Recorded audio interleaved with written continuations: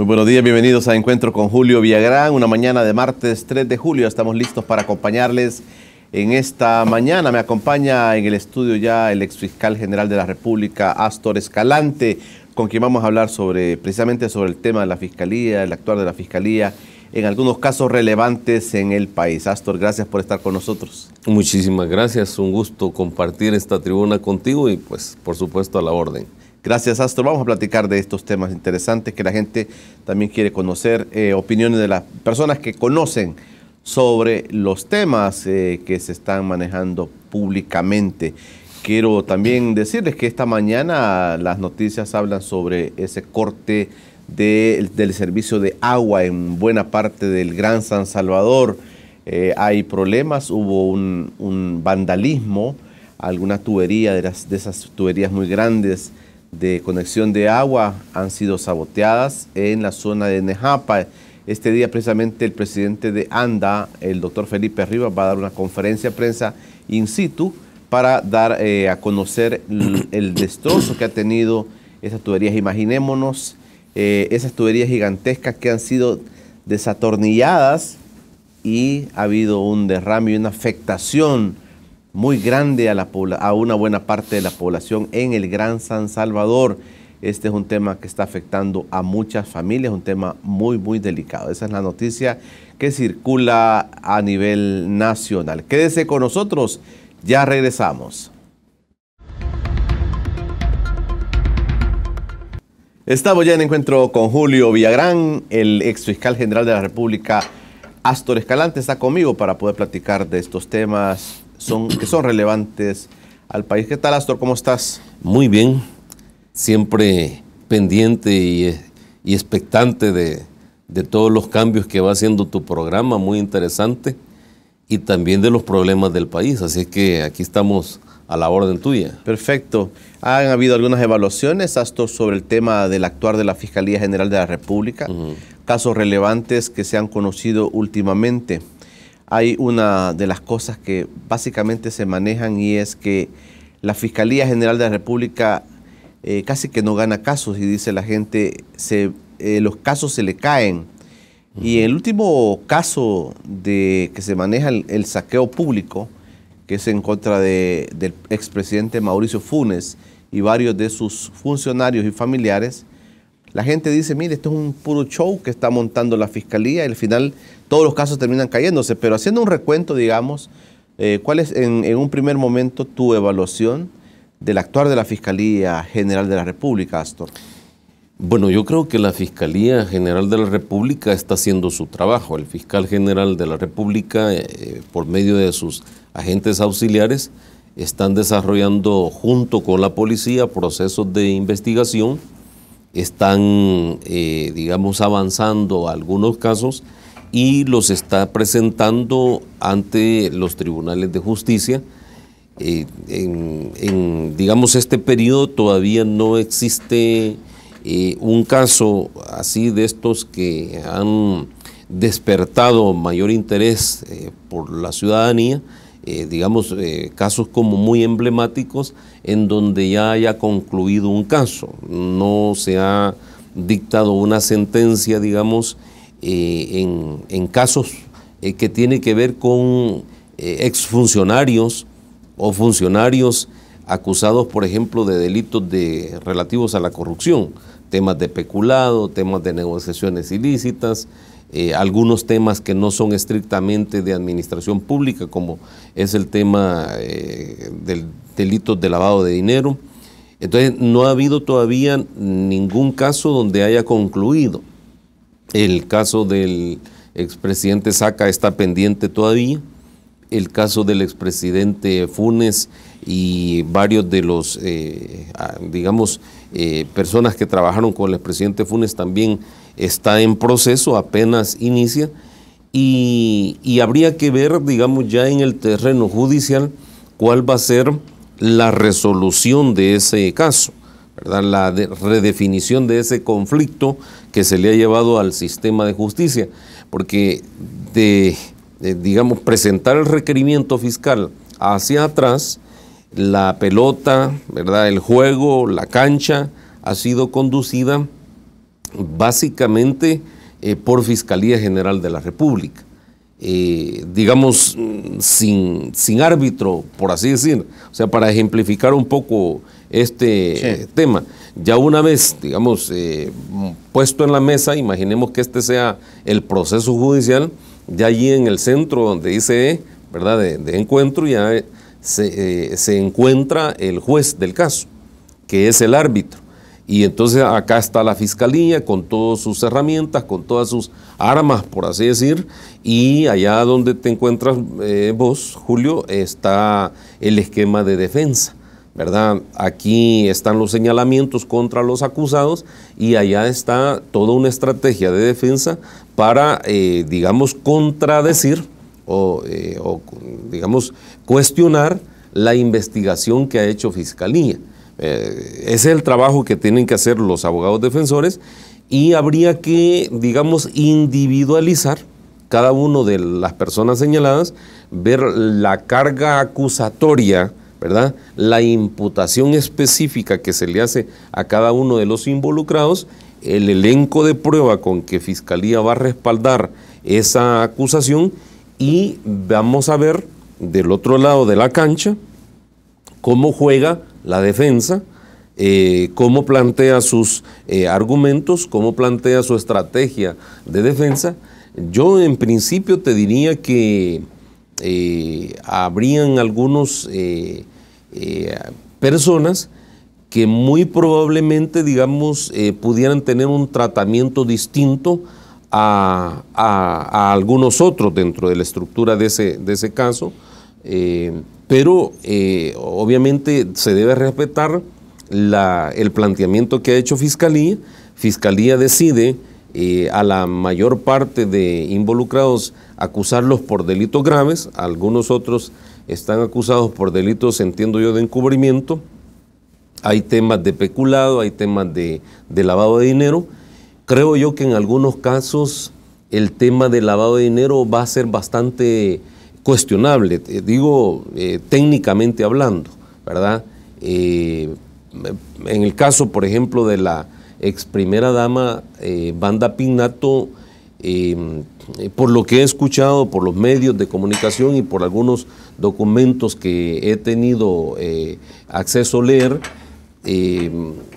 realmente creo que hay elementos muy frágiles que eventualmente pues Fiscalía tendrá que demostrar si ciertamente tienen fuerza los señalamientos o la defensa en su momento pueda digamos, establecer una estrategia y decir, mire, este elemento no encaja en el delito de lavado de dinero por esto y esto y esto. Es decir, no soy yo quien lo va a plantear, digamos, en una entrevista, pero sí detecto que para algunas personas puede haber algunos niveles de fragilidad, para algunos otros habría que ver cuál es el esquema de defensa que van a presentar los abogados defensores.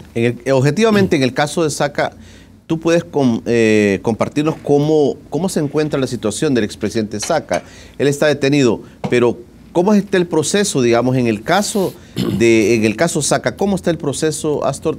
Tal vez nos puedes ilustrar, porque lo único que a veces la gente conoce, dice, bueno, está preso el presidente y algunos familiares, algunas personas allegadas a él, por algunos diferentes delitos, como tú dices, algunos con una carga más pesada que otros, pero realmente, ¿cómo está este caso? Bueno, realmente el caso ya se encuentra en una etapa de programar, digamos, vista pública. Ya entiendo que el caso pasó a un tribunal de sentencia.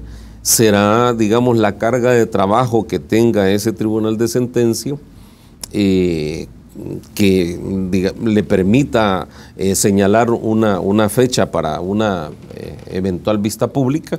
Pero también dentro de esa fase de vista pública, ya estando en un tribunal de sentencia, también puede haber alguna interactuación de las partes, es decir, Fiscalía proponer algunas actuaciones, la defensa también puede proponer algunas actuaciones y ya será justamente la estrategia de cada uno en su momento cuando se programe esa vista pública, cómo se va a ir definiendo el asunto. O sea, es como O sea, un proceso penal es parecido hoy que estamos en el Mundial y que estamos muy entretenidos por los partidos y todo eso, es como un partido de fútbol. O sea, un proceso penal no termina hasta que el árbitro no pita, digamos, esa señal de finalización.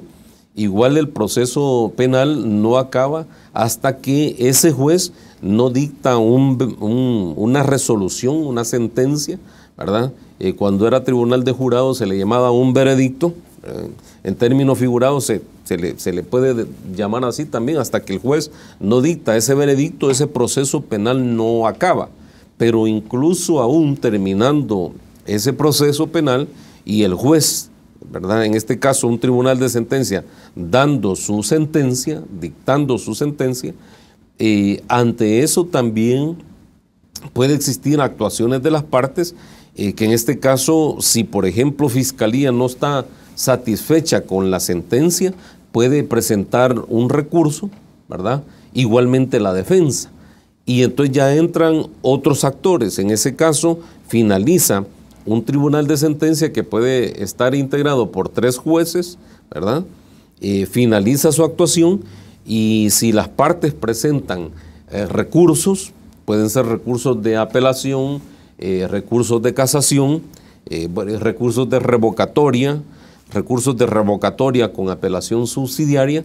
Entonces, si sucede eso, ya entra otras instancias a conocer, que puede ser una cámara de lo penal, ¿verdad? O puede ser una sala de lo penal de la Corte Suprema de Justicia o eventualmente una sala de lo constitucional.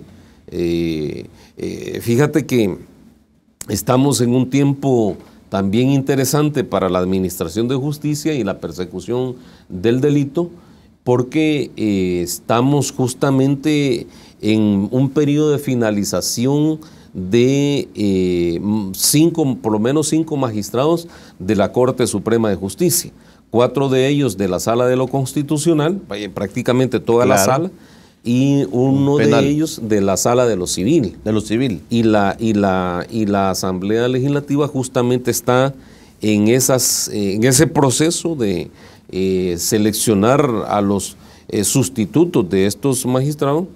Está justamente en entrevistas y eventualmente digo, los magistrados que sean electos pueden eventualmente conocer también de estos casos, tanto del expresidente Saca y quizá con mucha razón del expresidente Funes y todas las personas señaladas. Bueno, el caso de Saca, el principal delito que se le acusa y es el delito de lavado de dinero, entiendo.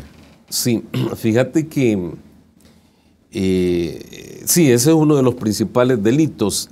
Habría que ver la conformación y la exposición técnica que Fiscalía hace al respecto.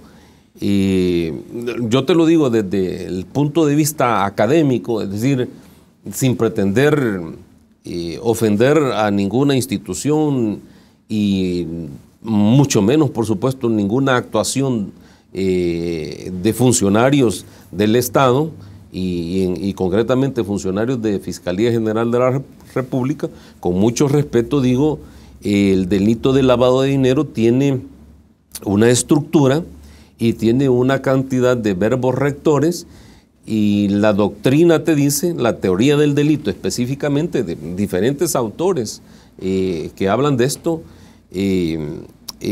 te hablan que para hablar de un delito tenés que primero hablar de una acción. Esa acción tiene que ser típica, dice la ley. Ya te voy a medio comentar esto.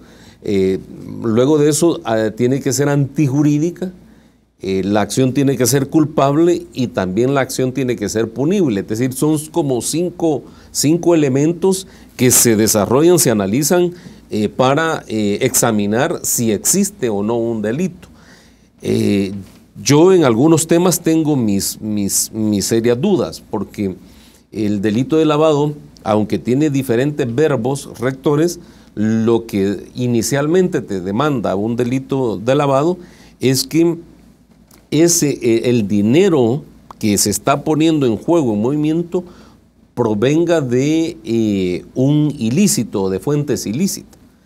Entonces, ese es un tema que más allá de digamos, el ímpetu por combatir delincuencia, por combatir la corrupción, que es importante y es necesario en un país, más allá de cargas ideológicas que pudieran existir en algunos actores de la sociedad nuestra, que pretendieran o pretenden sentar en el banquillo de los acusados a algunas personas, más allá de ello, hay que entrar técnicamente a analizar la tipicidad de ese delito. Digamos, la tipicidad es fundamental, porque la tipicidad es como decir, ¿quién es Julio Villagrán, verdad? ¿Cómo se describe, cómo se compone, cómo se estructura Julio Villagrán? ¿Cuáles son las características físicas, morales, éticas de Julio Villagrán? ¿Cuál es el comportamiento? ¿Cuál es la forma de caminar, la forma de sonreír, de actuar? Y decir, bueno, ya hemos descrito todo esto y entonces esto encaja perfectamente en Julio Villagrán, claro. Y ahora es Julio Villagrán. Entonces, las acciones que cometen las personas deben de encajar en una norma, y ese análisis yo creo que es fundamental por el bien de la justicia en nuestro país, por el bien de la persecución del delito, por el bien del actuar de Fiscalía General de la República, de la Administración de Justicia de nuestro país. Debe de hacerse un análisis muy, pero muy técnico de parte de Fiscalía, y mucho más técnico tiene que ser el análisis que haga la defensa, y la conclusión del juez tiene que tener el doble de tecnicidad de eso, es decir, aplicar exacta y justamente la norma constitucional, la norma penal a los casos concretos. Es bien fácil decir, bueno, es lavado de dinero, y ese es uno de los temas que quiero estar entendiendo. Dice, no es tan fácil, estás diciendo tú, decir este dinero, el delito es el lavado de dinero, pero ¿cuál es la procedencia de ese dinero? Pero vamos a ir platicando de esto cuando regresemos, porque ya me despertaste muchas inquietudes sobre estos temas del lavado de dinero, porque es muy fácil decirlo ahora. Es que ese lava dinero, es que ese, y ven un caso y dice, es que ese lavaba dinero, y es muy fácil decirlo, pero qué bueno que nos estás un poco explicando este tema, porque es para la Fiscalía son casos difíciles, que al final si se les caen es porque las pruebas que presentaron, porque el manejo que tuvo no fue adecuado. Vamos a ir platicando eso con nuestro invitado Astor Escalante. Ya Astor habló del Mundial. Hablando del Mundial, sí. También hablando del Mundial, una buena propuesta para ustedes si están pensando en ir a almorzar con sus hijos, con sus amigos, con sus vecinos, con los compañeros de trabajo. Flying Wings es la propuesta. Alitas de pollo para que usted pueda ir con todas sus salsas respectivas. En Multiplaza y también en Metrocentro Santa Ana. Flying Wings es la propuesta que estamos haciendo esta mañana para que usted pueda departir, como digo, con quien usted quiera, ¿verdad? Y a precios cómodos. Pantallas gigantes en todos los lugares de Flying Wings para poder ver el Mundial. Esa es la propuesta en esta mañana. Ya regresamos.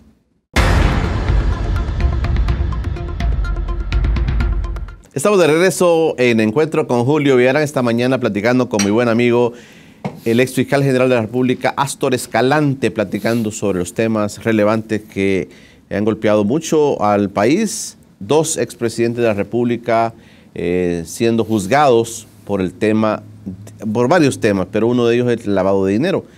Yo planteaba de que es muy fácil a veces decir, mire, es que lava dinero.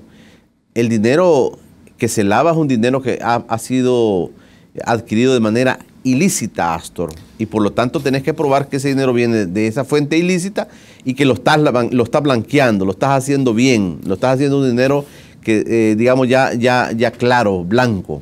Lo estás transformando. Lo estás transformando. Y le estás dando la apariencia de limpieza, de aseo, de que no tiene ningún problema ese dinero y que lo pones, digamos, en movimiento comercial, por ejemplo, y nadie detecta de que ese dinero justamente proviene de un hecho delictivo. Entonces, el debate en derecho penal latinoamericano y yo diría que parte mundial también, es el tema del delito precedente.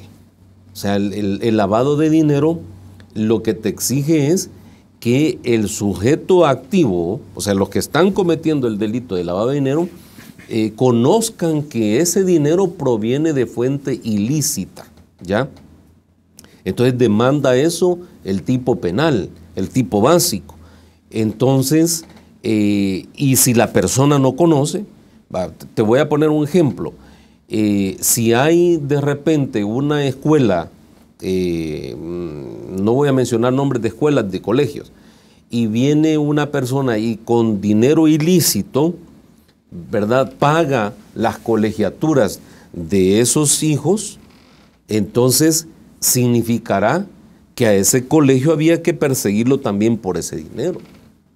Y significará que a ese colegio habría que aplicarle la ley de extinción de dominio, ¿verdad?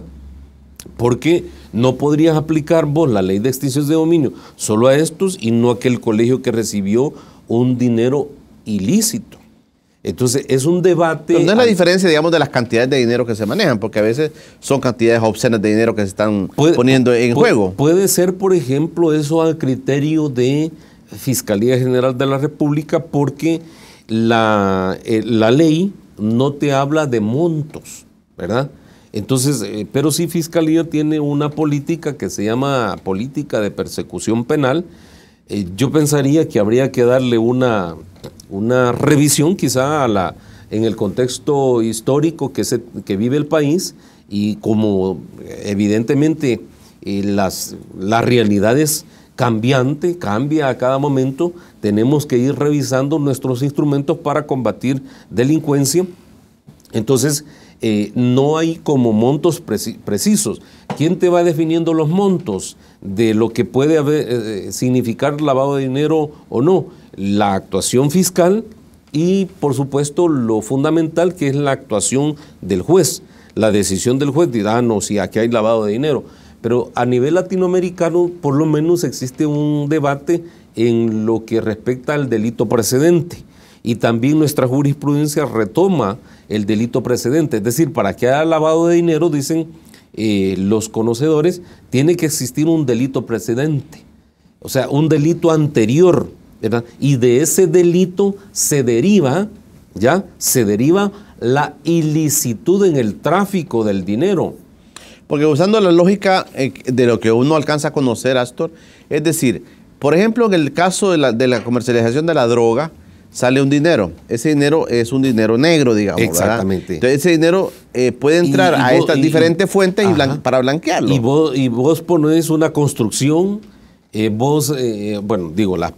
que está en eso, hace un hotel de 5 estrellas, es respetado, y entonces, o por ejemplo, vino y esa persona obtuvo un préstamo bancario sin mayores controles, y ahí fallaron los controles financieros, fallaron los controles, no hubo digamos, la supervisión financiera, ¿verdad? Los controles que te hacen a cualquier persona para ir a un banco, eso falló, ¿verdad? Entonces, si eso falla, habría que ver cuál es la procedencia de ese. Y si se descubre que viene del narcotráfico, como tú lo afirmas, entonces ahí sí tenemos el delito precedente. Ahí tenemos el delito precedente. Hay claridad de dónde, el origen, digamos, ese dinero. Y es negro, y es sucio, y es criminal el origen. El problema se presenta cuando, en un caso específico, al mismo tiempo se presenta una acusación por lavado de dinero contra unas personas, otros por peculado y otros, y entonces hay que determinar cuál es el delito precedente, porque si el tema de las partidas secretas que estuvieron en funcionamiento en las administraciones del presidente Cristiani, del presidente Calderón Sol, del presidente Flores, del presidente Saca, entiendo yo, y no sé si en el tiempo del presidente Funes fue que la Sala de lo Constitucional dijo, mire, las partidas secretas son inconstitucionales, habría que ver la fecha de la sentencia de la Sala de lo Constitucional. Entonces, si en aquel tiempo era correcto, entonces la procedencia no es ilícita. Claro. Sino que es del mismo presupuesto general del país. Del Estado. Entonces, lo que habría que discutir entonces, qué delitos específicos se pueden haber cometido a partir del uso de ese dinero que pudo haber sido del Estado. Habría que ver la explicación que dé el batallón de defensores, porque claro, yo he visto una cantidad de defensores en este caso, muy buenos abogados, te diría, muy experimentados, al igual que los fiscales, tienen una larga trayectoria, muy buena experiencia. Entonces, vamos a ver ese debate que se va a tornar interesante y vamos a ver si, por ejemplo, se determina exactamente lo que es delito precedente y si el análisis judicial retoma el tema de delito precedente. Porque si no lo retoma, entonces va a ser fácil decir aquí hay lavado, aquí hay peculado, aquí hay esto. Pero, por ejemplo, el tema del lavado de dinero implica, en mi opinión, fuertes cantidades de dinero. Tiene que provenir ese dinero de procedencia ilícita, irregular, y tienen que haber acciones específicas del sujeto activo del delito, es decir, de la persona que está siendo acusada, acciones específicas que implican que él está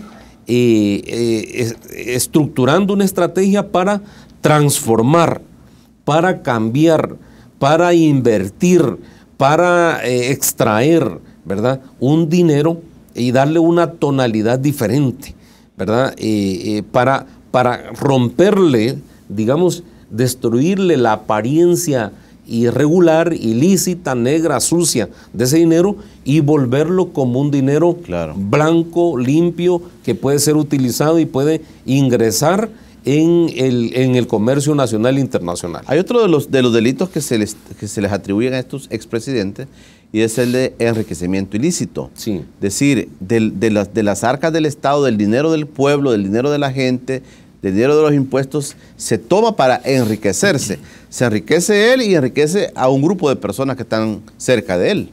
Igualmente, ese tema también tiene que probarse, ¿verdad? Tiene que probarse y creo yo que la Fiscalía ha planteado una información importante a nivel de la conferencia que dio la institución y señaló una serie de relaciones y toda esa información ahora ya entra en el contradictorio, ya entra en el partido, ya entra donde allí al centro está el árbitro o los árbitros, dependiendo cuántos jueces conozcan de este interesante caso, y entra también la actuación de los abogados defensores y abogadas defensoras.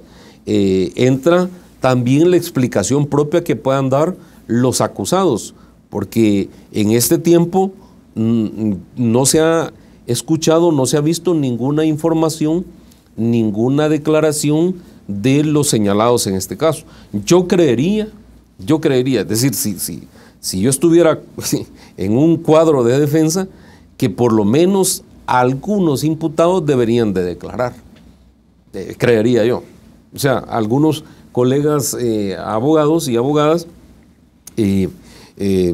aconsejan a sus clientes que lo mejor es que no declaren y no siempre la mejor estrategia es no declarar, ¿verdad? Entonces habría que ver cuál va a ser la estrategia que curse en la defensa y el rol mismo de los involucrados y las pruebas que haya presentado Fiscalía, cómo se van a debatir, cómo se van a discutir. Estos casos realmente son muy interesantes, se apasiona uno cuando habla de estos casos. Dicho sea de paso, un saludo a los colegas abogados y abogadas de la República que recientemente estuvimos su día, disfrutando, festejando nuestro Día del Abogado, así que un saludo para todos los abogados y abogadas y los estudiantes y estudiantas de Derecho del país. A todos los abogados buenos hay que felicitarlos. Por supuesto, desde luego. Astor, te voy a dejar planteado para el siguiente bloque algo que la gente dice también, cómo es posible que en el caso de enriquecimiento ilícito se diga, por ejemplo en el caso de Funes, se diga, se llevó 351 millones de dólares y de eso sacó como 250 en bolsas negras. ¿Cómo es posible que se lleven tanta cantidad de dinero donde físicamente es bastante difícil de hacer esta operación, digamos, físicamente llevarse tanto dinero sin que otras personas, sin que otros, digamos, funcionarios estén involucrados y comienza, pero como que la situación es un poco así de decir, mire, pero esto no se sabía. Y yo manejaba este dato, Astor, ¿cómo es posible que si dentro del presupuesto general de la nación estamos tan ajustados, tan apretados, un presidente puede llevarse tanto dinero? Ese es el planteamiento que te hago para el siguiente bloque. Ya regresamos.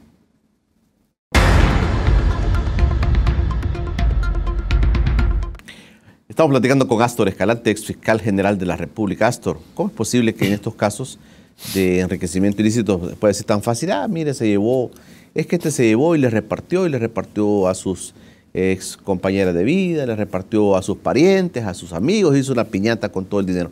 ¿Es tan fácil esto, poderlo decir y sustentarlo sobre todo? Bueno, decirlo es fácil. Digamos, los testigos pueden decir cualquier cosa, ¿verdad? Pero lo que determina la resolución de un conflicto penal, o sea, de un proceso penal, de un caso llevado a un proceso penal, lo que redefine es la decisión judicial. Y previo a esa decisión judicial, es decir, a esa resolución, a esa sentencia, lo que tiene que evaluarse ya en una vista pública es el elenco probatorio. Entonces ahí va prueba documental, prueba testimonial, prueba pericial, etcétera, etcétera. Particular importancia tienen los testigos, sean testigos normales, ¿verdad?, entre comillas, o testigos criteriados, que son testigos, yo diría, son testigos anormales. Tanto uno como otro puede decir cualquier cosa y le pueden dar cualquier información al juez. El tema no es ese, el tema es la valoración que el juez va a hacer, pero también es importante decir que en sede fiscal los testigos pueden tener como un manto de libertad para dar su entrevista, que no la tienen ya en una vista pública. Criteriar a una persona es decisión del juez. Del fiscal y del juez, principalmente del fiscal. El fiscal decide dentro de un grupo de personas involucradas, independientemente de los hechos delictivos que haya cometido esa persona que el fiscal está decidiendo darle criterio de oportunidad, se le otorga este criterio, se le saca una entrevista, rinde una entrevista en sede fiscal y luego va donde el juez y le dice, mire, esta persona dijo esto, entonces le estoy solicitando a esta persona criterio de oportunidad. Viene el juez, decide sobre esa petición. Porque yo puedo llegar y decir, mire, ¿el juez puede darlo o no? Yo puedo decir, mire, fíjese que yo tengo información importante que decirle, quiero contarle que fíjese que yo creo que este señor le dio a fulana de tal, a fulano de tal, y mire, y empiezo a decir un montón de cosas, pero tengo una responsabilidad también como testigo criteriado. Sí, Astor. Hay una responsabilidad, pero esa libertad que tiene en el espacio de la fiscalía ya no la tiene en el espacio judicial. Y en sede judicial es importante porque esos testigos, criteriados o no criteriados, son sometidos a interrogatorios y contrainterrogatorios. En sede fiscal, digamos que solo hay una interrogación realizada por el fiscal o los fiscales del caso. Es decir, es bastante cómoda, ¿verdad? Amena, si vos querés, el interrogatorio en sede fiscal. En sede judicial ya es distinto, porque en una vista pública ya está el juez o el tribunal de sentencia, que son tres jueces, y están el cuerpo de abogados defensores de los involucrados y empiezan a hacerle preguntas a ese testigo. Y hay preguntas incómodas para ese testigo. y el juez va a valorar las reacciones del testigo, corporales, el nerviosismo, etcétera, etcétera, y hasta los testigos más experimentados, por así decir, a veces en algún tipo de preguntas, interrogatorios o contrainterrogatorios, a veces caen y algunos hasta confiesan hechos delictivos. O sea, eso es interesante en una vista pública. Eso falta todavía. Digamos, eso falta todavía. Eso eventualmente podrá darse. Yo digo que se va a dar porque creo yo que en el trámite de este proceso, algunos imputados podría ser que obtuvieran algunos beneficios judiciales.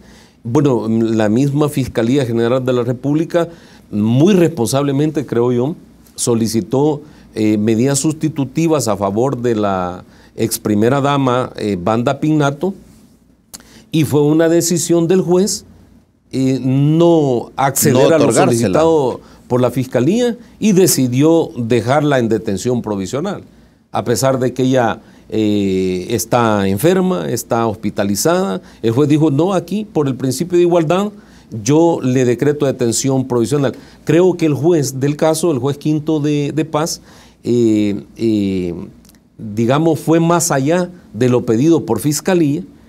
Creo que esa aplicación del principio de igualdad que planteó el juez fue mal razonada, está mal fundamentada. El principio de igualdad tiene que tener exactas condiciones entre una persona y otra. Por eso es que vos y yo no somos iguales al fiscal general o a un juez de la República o a un diputado, porque nosotros no tenemos ningún tipo de fuero o protección. Cuando se es funcionario sí se tiene. Los diputados tienen fuero. Entonces, el artículo 3 de la Constitución de la República, que te habla de que todas las personas somos iguales ante la ley, sí y solo sí, si estamos en condiciones similares o iguales. Yo soy igual a Norman Quijano, por ejemplo, ¿verdad? O por ejemplo, soy igual a cualquier otro diputado, a Francis Habla, si yo fuera diputado de la Asamblea Legislativa. Si no, tenés otra condición. Pero entonces yo tengo otra condición. Claro. Entonces, en los imputados hay que evaluar las individualidades, las particularidades, las conductas de los imputados. La historia que refleja, por ejemplo, doña Wanda Pignato, es que ante el llamado de la justicia, en el procesamiento civil, ella dio la cara. No se fue. Ante todo citatorio, estuvo presente. Entonces digo yo, tiene arraigo laboral, tiene arraigo familiar, vive en el país desde no sé cuánto tiempo, está enferma, ante el llamado de la justicia ha asistido. La Fiscalía, por esas razones, pide medidas sustitutivas. Qué bueno por Fiscalía, o sea, una objetividad profesional importantísima, creo yo. Y viene el juez y se dispara y la mete presa. O sea, le decreta pues detención provisional. A mí me pareció una conducta un poco extraña de parte del juez en ese caso particular, ¿verdad? En el caso de los criteriados, Astor, digamos, el fiscal puede, como decimos vulgarmente, echarse el show y decir, mira, este me va a servir porque me voy a echar un show tremendo y voy a decir de todo lo que este me está contando, aunque después vaya al juez y el juez tal vez tenga otro planteamiento, pero para mientras este show me lo voy a echar con el criteriado porque este me ha contado un montón de cosas bien bonitas. Sí, eso pasa así a veces, porque se está diciendo mucho que, por ejemplo, en el caso de este fiscal actual, se dice mucho que es muy llamado a hacer shows y que él está buscando su reelección, han dicho algunos. ¿Esto puede pasar, Astor? Bueno, yo no te podría, digamos, opinar sobre ese tema. Creo que los fiscales, primero el fiscal general de la República y los agentes auxiliares del fiscal general de la República, evidentemente merecen respeto. La institucionalidad de la Fiscalía merece respeto, por supuesto, pero el respeto se lo ganan los fiscales y específicamente no tanto el fiscal general de la República, sino ya los agentes auxiliares en cada caso concreto, se lo ganan de acuerdo a la actuación, a la preparación, a la forma de presentar sus argumentos, a la forma de cómo sostienen y fundamentan sus requerimientos fiscales, sus acusaciones fiscales, cómo estructuran sus alegatos iniciales, sus alegatos conclusivos, es decir, su desempeño procesal, ¿verdad? Allí se gana, creo yo, la estatura de un fiscal y el respeto. Entonces, es cierto que estamos, digamos, en un periodo de vencimiento del tiempo del fiscal general de la República. Digamos, faltan meses. Los más inmediatos son los magistrados de la Corte Suprema de Justicia, que salen, creo yo, este mes de julio, se les termina su periodo de 9 meses, pero en el tema de la Fiscalía yo no sé 9 años. Si en el tema de 9 años. Sí, para los jueces, ¿Sí? para los magistrados. Para los magistrados. 9 años, sí. En el tema de Fiscalía son 3 años que entiendo yo vence en diciembre o en enero o en febrero, no recuerdo. Pero, digamos, yo creo que la importancia de estos casos, Julio, tiene que ser evaluado en cómo se va sosteniendo a nivel de los procesos los casos que se presentan. Ya el análisis, digamos, si un fiscal general hace show o no, yo creo que ya más corresponde a una evaluación de carácter ciudadano, periodístico o político eventualmente, y serán obviamente los tomadores de decisión política en su momento los que evalúen estos aspectos de un fiscal general. Porque la gente lo dice, Astor, porque claramente muchos casos se le han caído. Entonces dice, si los casos se le están cayendo al fiscal general de la República, entonces todo lo que está haciendo a veces parece, dice la crítica, que son verdaderos shows. Bueno, yo en ese tema, yo lo que pensaría es que Fiscalía tiene que anunciar con bombo y platillo resultados. Siempre he sostenido esa idea, que los fiscales generales y obviamente el cuerpo fiscal tiene que anunciar resultados, ¿verdad? Todavía no planes procesales, no planes de actuación. O sea, es importante que Fiscalía informe, por el derecho que tiene la ciudadanía de estar informada, sobre las investigaciones que están en curso, pero creo que es mucho más fundamental e importante que Fiscalía hable de resultados. Mire, en el año 2015 o en el año 2016 o en el año recién pasado 2017, Fiscalía presentó este caso y aquí está el resultado. Esta es la decisión del juez. En este caso se condenó a 25 años, a 30 años. En este caso se recuperaron estos bienes y ya pasaron a favor del Estado. Ese tipo de información es fundamental. A veces no siempre tiene seguimiento esa cadena de trasladar esa información. Es igual que el tema de los jueces. Los jueces, por ejemplo, yo he visto jueces y particularmente magistrados, y esta sala de lo constitucional que está por salir, yo la vi bastante activa. Fue muy mediática esta sala de lo constitucional. Sí, claro. La mayor parte de sus magistrados, yo diría que quizá la totalidad, quizá excluyendo un poco al presidente de la sala de lo constitucional y presidente del órgano judicial, pero los demás fueron bastante mediáticos. Estuvieron en canales de televisión, en radios, en medios escritos, medios digitales, y creo que en algunos casos hasta defendiendo sus sentencias, claro, y en algunos casos hasta haciendo análisis político. O sea, yo creo con todo respeto que eso no es de la estatura de un magistrado, no es de la estatura de un juez. Los jueces y magistrados deben defender sus resoluciones a través de la fundamentación de las mismas que ya la ley exige. Hay una disposición 130, si no mal recuerdo, del Código Procesal Penal, y si me equivoco, pues perdón por el error, que habla de que los jueces y magistrados deben de fundamentar sus decisiones. allí deben de hablar los jueces a través de su sentencia. No andar buscando la cámara. No, a menos que tengan aspiraciones de otro tipo. Sí, perfecto. Vamos a hacer el siguiente bloque. Interesante realmente, porque sí, magistrados de la Sala Constitucional han andado buscando cámaras y inclusive algunos los acusan de que han adelantado criterios. Ya regresamos después de este corte. Estamos con Astor Escalante, ex fiscal general de la República. Algunos magistrados de la Corte Suprema de Justicia, como tú dices, Astor, se muestran bastante mediáticos. Algunos lo señalan de que son personas que adelantan criterios. Son personas que inclusive se ponen a discutir con otros funcionarios y realmente eso la gente lo ve como señales malas de un juez, por ejemplo, en el caso.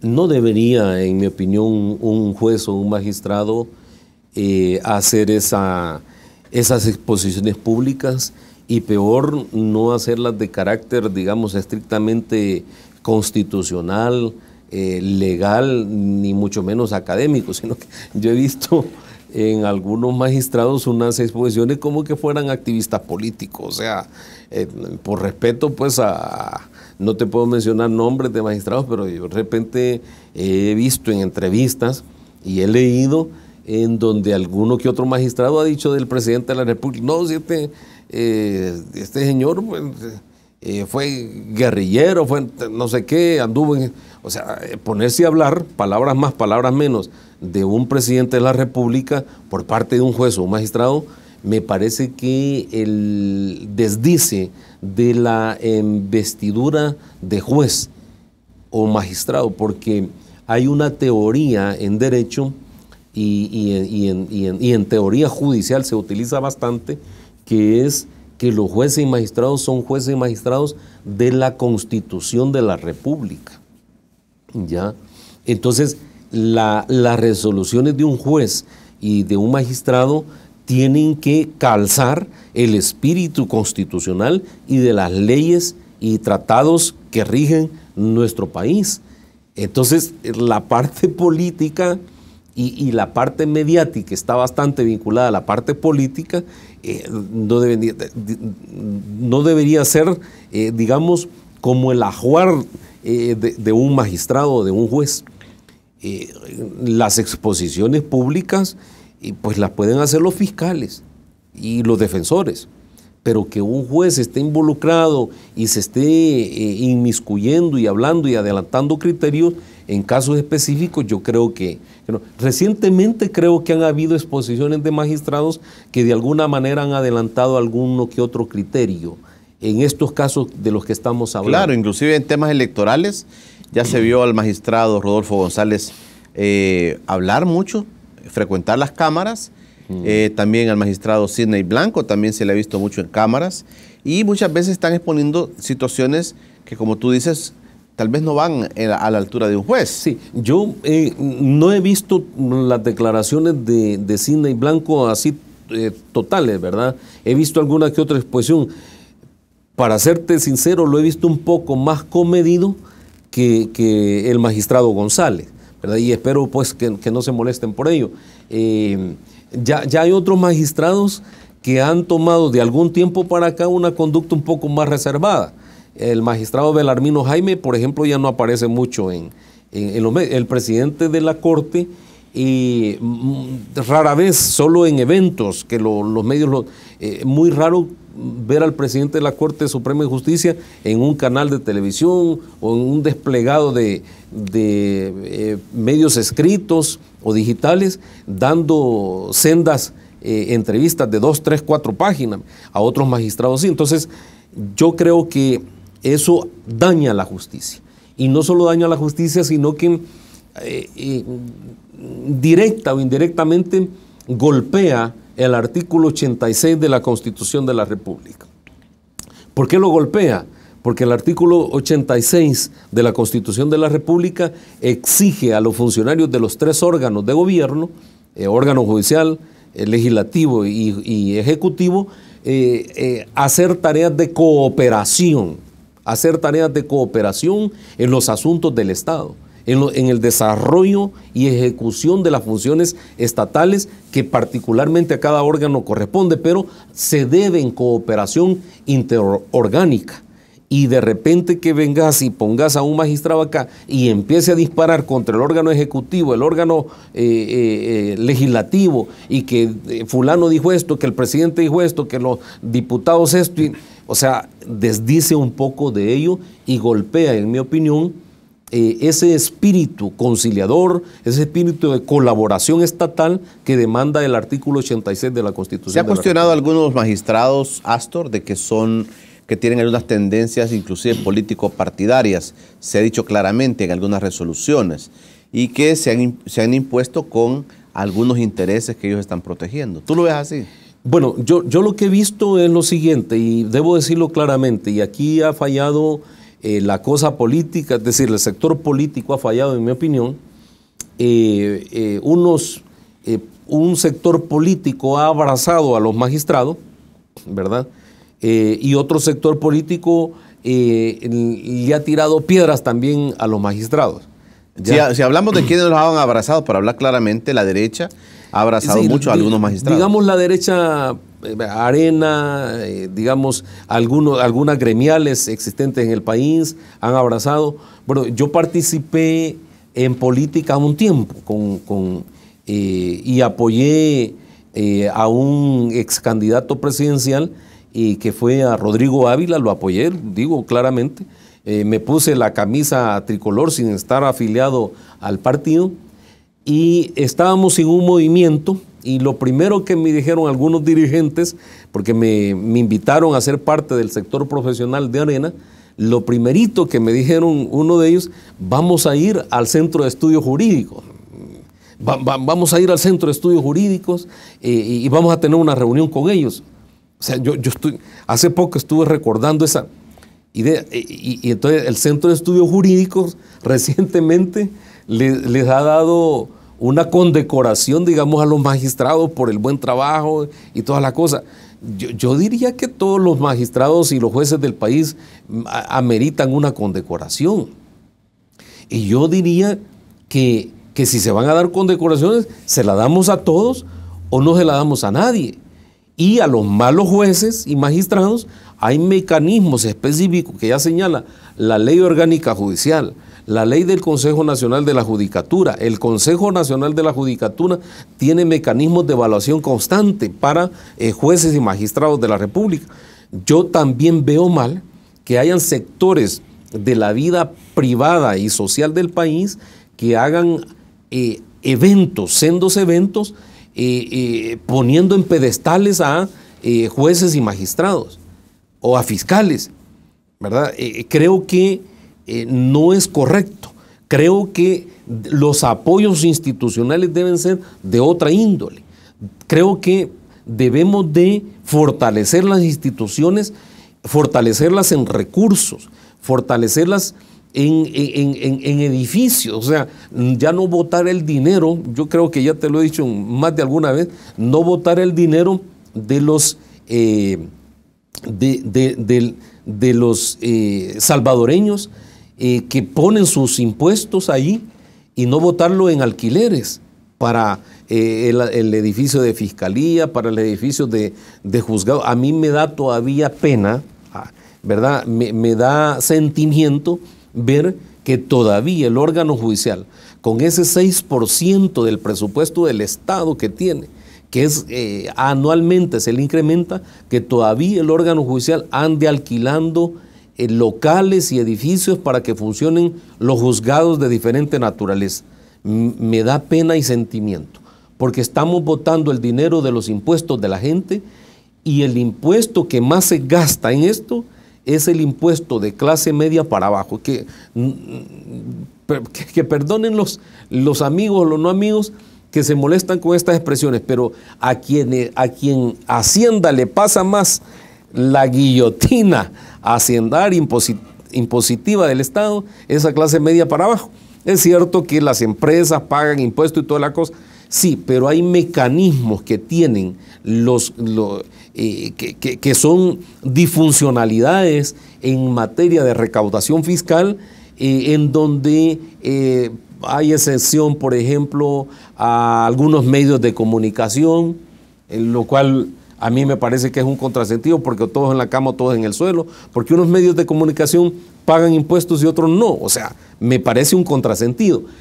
De repente vienen algunos beneficios y excepciones fiscales para que invierta aquí, le vamos a dar esto y esto y esto y esto.